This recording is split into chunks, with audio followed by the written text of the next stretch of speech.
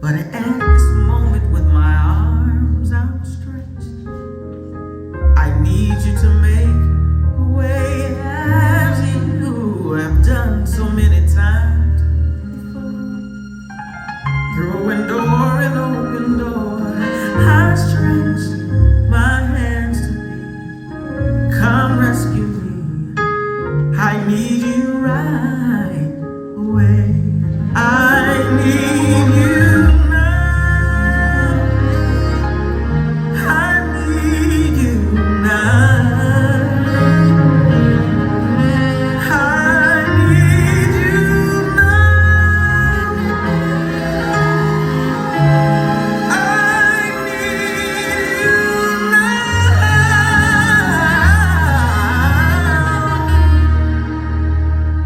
Not another second or another minute, not an hour of another day, but Lord, I need you right away. If I never needed you before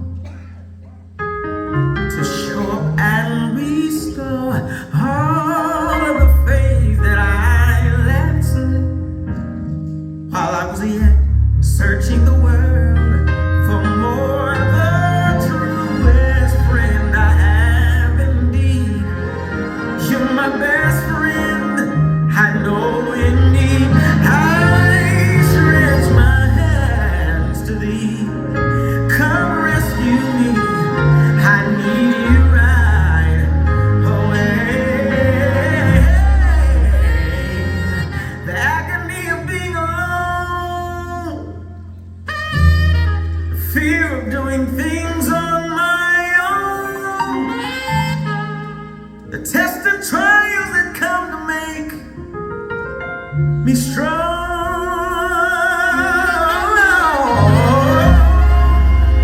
The feelings of guilt, hurt, shame, and defeat, the waves of trials that beat upon me.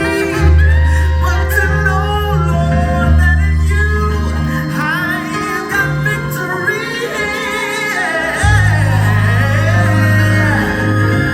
I need you now, Lord, I need you now. I need you right now, right now, right now. I need you now. Oh, not another second, not another minute, Lord. Can't wait another day. Oh, Lord, please make a way.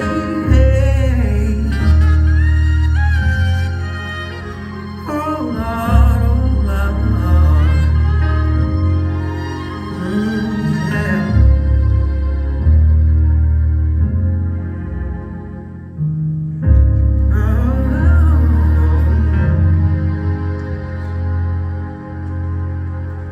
Amen, amen. That's right. Give God some praise. He's worthy to be praised, beloved. Amen. As I asked you before, we solicit your prayers this morning. For those who are not here, amen, I'm Mark D. here. We pastor First Baptist Church LaGrange, Kentucky, right outside of Louisville. And we come for no other reason but to uplift the name of Jesus. Am I right about it? Amen. Amen, amen. Again, we're in Jeremiah today, beloved. There is a word from the Lord. Jeremiah, the 30th chapter. Amen. Beginning with the 15th verse. Jeremiah 15. Jeremiah 30, 15th verse, and just a few verses thereafter we're going to be reading today in your hearing. We'll have it on the screen for you also, beloved. Amen. Someone else has that, please say amen. Amen. Amen. Amen. And God's holy word reads, "Why criest thou for thine affliction? Thy sorrow is incurable for the multitude of thine iniquity, because thy sins were increased. I have done these things unto thee. Therefore all they that devour thee shall be devoured, and all thine adversaries, every one of them, shall go into captivity, and they that spoil thee shall be a spoil, and all that prey upon thee will I give for prey. And the 17th verse says, 17:8 says, for I will restore health unto thee, and I will heal thee of thy wounds, saith the Lord. Amen. For I will restore health unto thee, and I will heal thee of thy wounds, saith the Lord. Amen. Amen. You may be seated in the presence of the Lord. Amen. Our Father which art in heaven, Lord, we come to the preaching hour. We can do no preaching till you come. So Holy Spirit, fall fresh on us now, Lord. Meet us behind this sacred desk just one more time, Lord. We'll give you all the glory, honor, and praise. Lord, as we glorify you, Lord, and edify your saints, Lord, we pray right now, Lord, that you will be glorified, and Lord, that your people, Lord, will let your word find a lodging place in their hearts and minds. And may we better leave it out than we were coming in. In Jesus' name, amen. Amen. Amen. You gonna pray with me? Amen. Amen. Amen. Beloved, I got 3 points for you today, and 3 quick points that I'm going to be done. The first point is, I'm going to be talking about 3 promises to the nation of Judah from the Lord. Well, the first promise is, he promised to devour Judah's enemies. We just read that. The second point is, he promised to restore the nation of Israel. Amen. And the third promise is to restore Judah's joy in singing praises. Amen. Amen. And in all 3 points, but we're talking about restoration.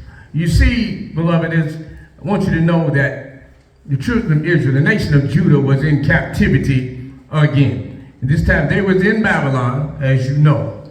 And what's going on is that they've been there so long that people got used to being in Babylon and how the rules went. Amen. They thought they had it made. This is pretty good. Well, if you've never been free, amen, and those who were born in captivity, but if you haven't ever been free, then you don't know what freedom is. Am I right about it? Yes, so they was thinking like they was on vacation, but in actuality, they was really on probation. Help me if you can.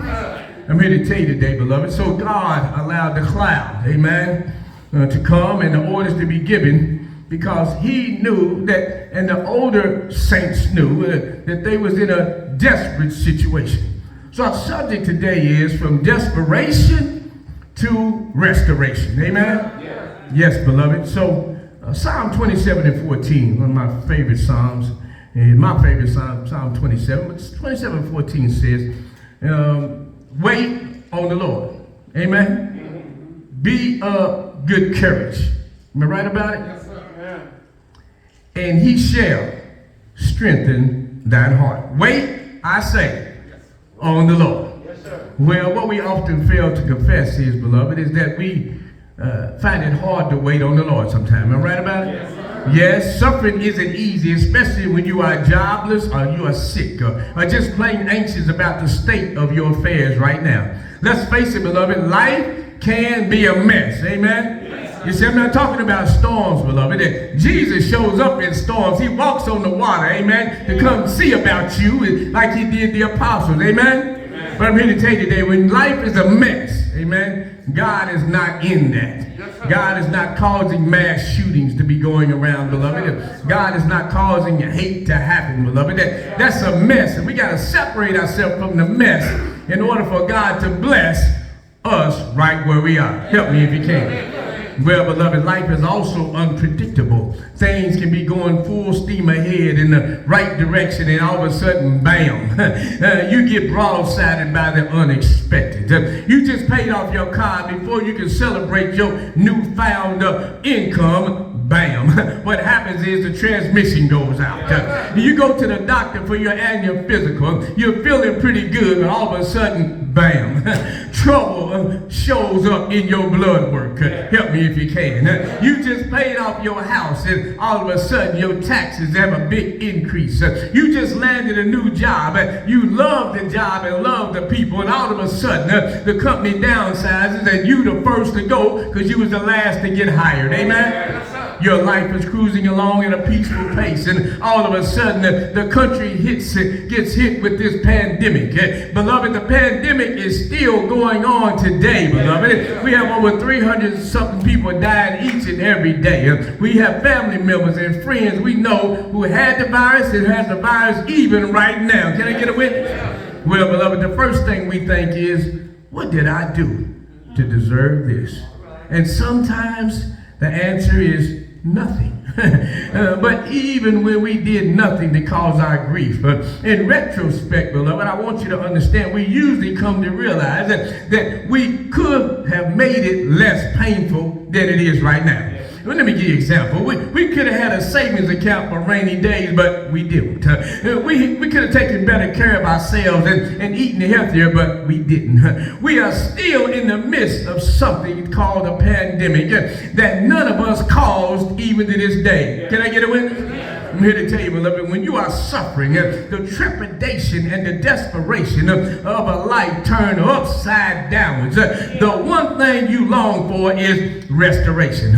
Look, restore to me the joy of my salvation, David says, when he was hiding from an insane King Saul in a cave. And that's what our cry is too, beloved. We cry out for restoration, but we don't know what we're crying out for. We don't like this new normal thing that we have to do. We want things to return to the way that it was. That's exactly what the kingdom of Judah, they wanted, beloved. The southern kingdom of Israel, they wanted this during the days of the prophet Jeremiah. Judah had caused her own wounds through her disobedience. So help me if you can. I'm here to tell you, beloved, we got to obey. It's better to be obedient than to sacrifice. Am I right about it?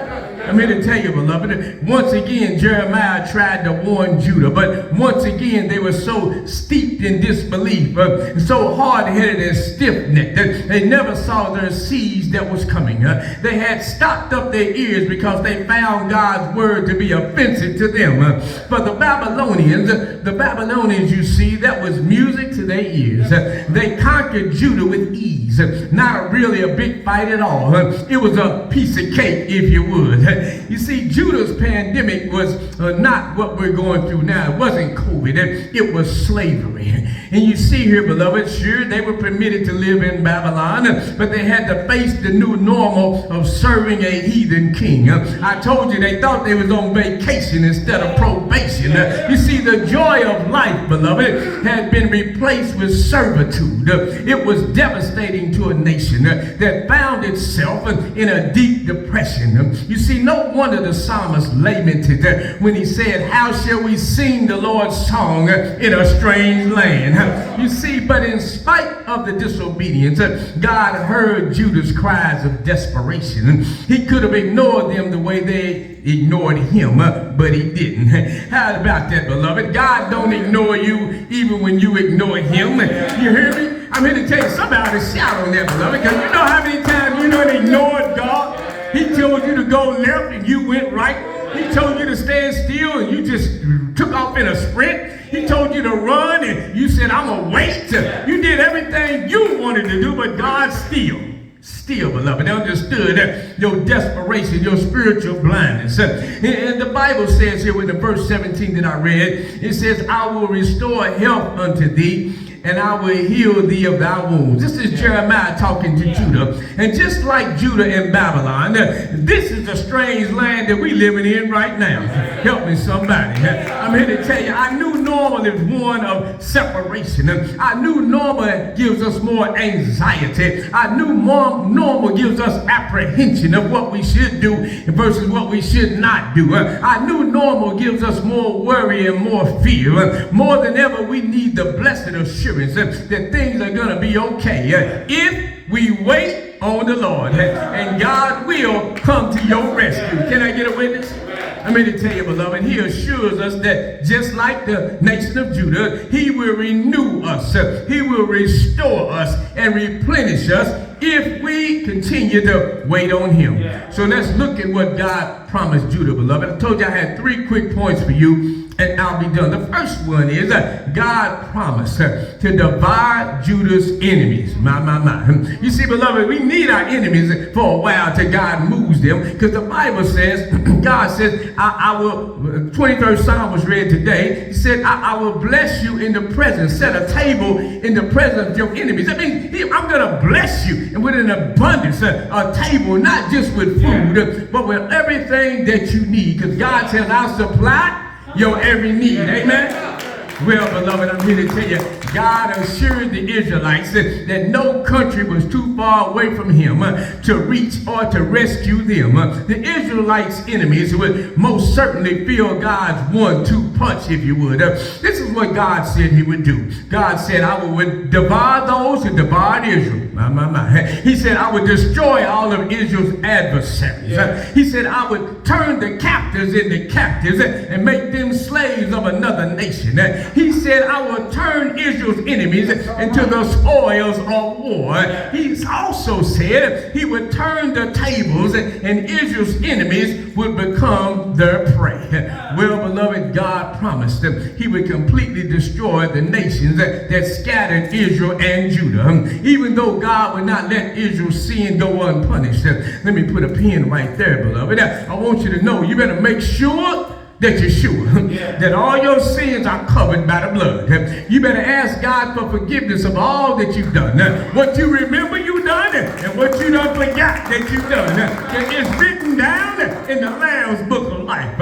If you need salvation, it's free. It's here today. If you need restoration, beloved, I'm here to tell you, people walking around thinking they in good relationship with God and they missing it all together. I'm here to tell you, beloved, people are preaching today that restoration is out the window. It don't matter what you do, you still going to be saved. But I'm here to tell you, beloved, that's not what the word of God says.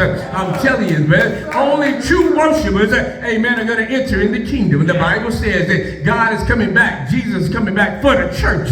He's coming back for the church where true worshipers ought to be found. Amen. So don't go to worship service and don't worship, beloved. Amen. Don't waste your time. And if you need, come off a vacation, and you need, come off of probation, and if you need restoration because of your desperation, you can get it right now. Help me somebody. Well, beloved, I want you to know this is Zion, whom man seeketh after. They were not only insulting Israel, they were insulting God himself. But the nation of Israel was God's chosen people, and the people whom God himself had appointed to spread faith in the one true and living God. In other words, beloved, when you curse God's people, you cursing God. And when you curse God, bam, something's going to happen to let you know that you're out of order, beloved. Have you ever been out of order in your life? Sometimes you don't know you're out of order, but other times you know you is wrong, amen, as wrong can be. But God promised anyway to divide Israel's enemies, and he'll do the same for you, and he'll do the same for me. He won't make our enemies our footstool. I know what that means. People say, God will make my enemies my footstool. That's not what the Bible says. We get it twisted because that action was reserved only for Jesus Christ, who was crucified, who was resurrected, and put all of his enemies in their place beneath his feet. Anything that's over your head is still under the feet of God. But in times of trouble, whether from illness or from persecution, in times of trouble, from disappointment or desperation, Jesus Christ promised this: he'll never leave you nor forsake you. Can I get a witness? We never got to face sickness alone, is what I'm trying to say. We never have to face financial hardship all by ourselves, because the earth is the Lord's and the fullness thereof, the world and they that dwell therein. We never got to face unemployment alone, beloved. We never got to face disappointment alone. I'm here to tell you, beloved, Jesus promised his followers. He said, and lo, I am with you always. In every situation is what he's saying.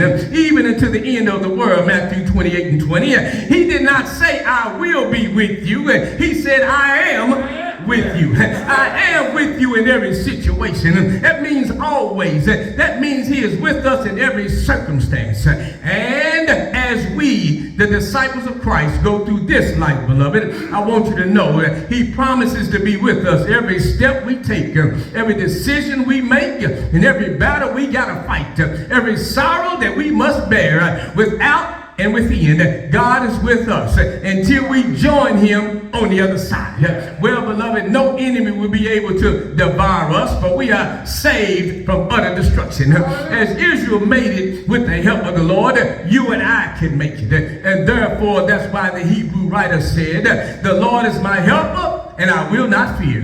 Hebrew 13:6, if you're taking notes. I'm going to tell you, beloved, there is yet one more promise, another promise that God made. That he promised to restore the nation of Israel. Well, the Lord promises Jeremiah in verse 18 that he will rebuild Jerusalem, talking about the dwelling place of God. God says the city shall be built upon her own heap. In other words, all the land shall be reclaimed and restored, just as it was before, in the very same location. And it's been promised to them even a generation before. Well, how did they get into this mess in the first place? Well, that's a good question, beloved, so we don't get in it. It was their assimilation to the idol worship and the worshipers that was living in their neighboring nations. They tried to make them allies. First one, then another, but it always ended up bad for Israel. All Israel managed to do was to slip into idolatry like their neighbors was doing. And they began to covet and like their heathen neighbors did. And that's what drew them away from God in the first place. Today is called stuff. Yeah. Amen. People always want stuff. I ain't talking about what you need, I'm talking about what you like. Amen. I'm here to tell you, it's the same thing that draws us away from God. Stuff. We get sidetracked by possessions. We get sidetracked by stuff. And they can be material possessions. Like we want a house, but we got a bigger house now. We got a car, but now we want a fancier car. We got some clothes on our back, but we want designer clothes. Or it can be the same thing on Sunday, the club meeting on Wednesday, or anything that draws you away from God. I'm here to tell you, if you want to rebuild your faith, beloved, then you got to start at the foundation and set your priorities. God says, I'm a God of order. Amen. You got to do things decent and in order. Can I get a witness? Well, beloved, I'm sure God is amused by the irony of our present circumstances. I say amused because where can we wear those pretty clothes now? We've been locked up because of COVID. Who's going to see our designer purse? Where's that car parked at now? It's not parked at church. It's not parked at the club. It's parked in your driveway. You see, Jesus warned us. He said, for what shall it profit a man if he shall gain the whole world and lose his soul? It's certain there was more to the restoration of Israel than just rebuilding the temple and reclaiming their farms and their fields. Because when the Lord promised to restore the health of their nation, he was not merely affirming the promise of their renewed logistical health, no, but also their spiritual health is what we overlook altogether. There would have to be a renewal of their covenant relationship with the Lord. What am I saying? When we sin, beloved, we ask for forgiveness, but we need to ask God to restore our relationship with him. Because when we sin, we break the relationship. That's what happens when we do things that we shouldn't do, and it's public, and you miss it for a long time. Your relationship with God, not just with the church, but I'm here to tell you, you still need restoration, beloved. And here's Israel right now. They would once again have to humble themselves and pray and seek his face and turn from their wicked ways. 2 Chronicles 7:14. I'm here to tell you, if they did, then God promised to hear from heaven and heal their land. That's not a new solution, beloved. It's an old solution for an old problem. And the problem is called sin.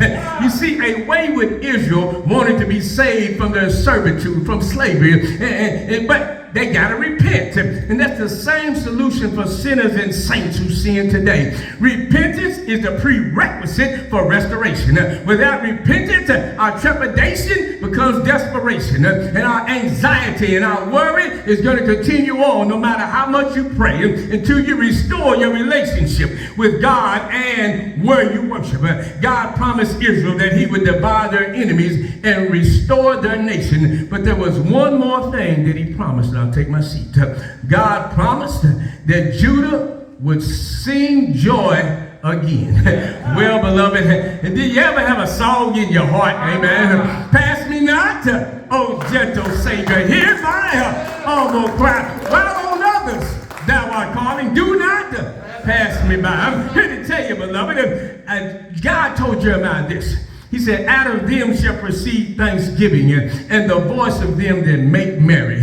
Well, beloved, God would remove the burden of oppression that takes them down the path to depression. He would restore the joy of their salvation. God promised to multiply them and glorify them. They just had to wait on God's plan. Now, I don't know how you feel about it, but a joyful noise unto the Lord sounds mighty good to me right now. I'm here to tell you, beloved, right about now, church, I'm here to tell you, we sat down to a gourmet meal. We be laughing and talking. It'd be so loud around, beloved, because we enjoying that meal. And that's how it should be with God.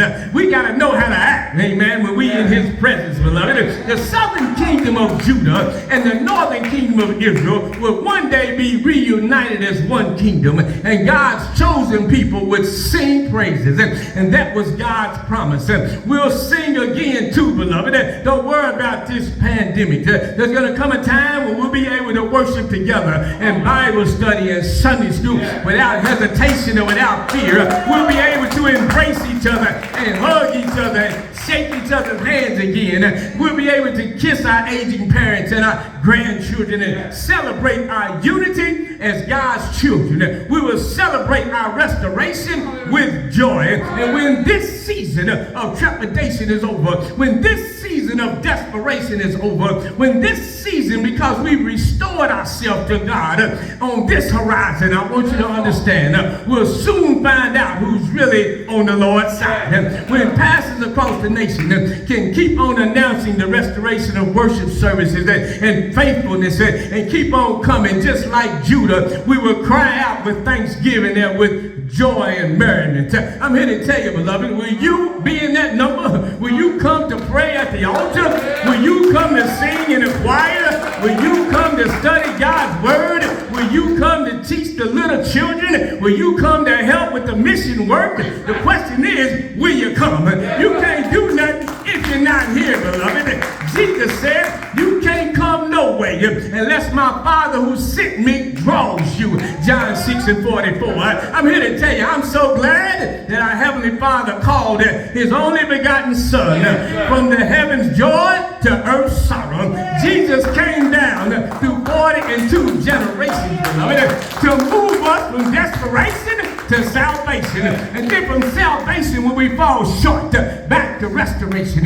Yes, beloved, sanctification can keep you from going to the wrong place. And I'm here to tell you, but restoration is part of the prerequisite. You got to make sure that you're in line with God. Just because you accepted Jesus, I'm here to tell you, everybody looks like they accepted Jesus. You couldn't have told nobody that Judas was not with Jesus, but he wasn't, beloved. You got to make sure that you're not getting deceived by the evil one. Jesus came, why? Because of our sorrow. He came because of our pain. He came because of our darkness. And he came because of our sin. I'm here to tell you, he laid his life down freely for you and for me. I don't know about you, but I'm so glad, beloved. You see, on that first day, he laid his life down, and people were sad. Those who loved Jesus was crying. His mother's heart was pierced. But early on Sunday morning, just 3 days later, beloved, Jesus got up with all power in heaven and in earth. He's got the power to move you from desperation to restoration. Amen. Amen. Amen. Praise the Lord. Hallelujah. Hallelujah. Come on, Jesus. Somebody today may need something from the Lord that you can't get from nobody else. Only God can keep you from stumbling. Only God can pick you up when you fall. I'm here to tell you today, he's ready to pick you up right now. Yes, he is. Amen. Amen. Amen. Praise the Lord. Amen. Praise the Lord. Is there another? Is there another? Holy Ghost is drawing right now. It's clinging. It's all right. It's all right. It's all right. Amen. Amen. Praise God. Let's get it right with the Lord.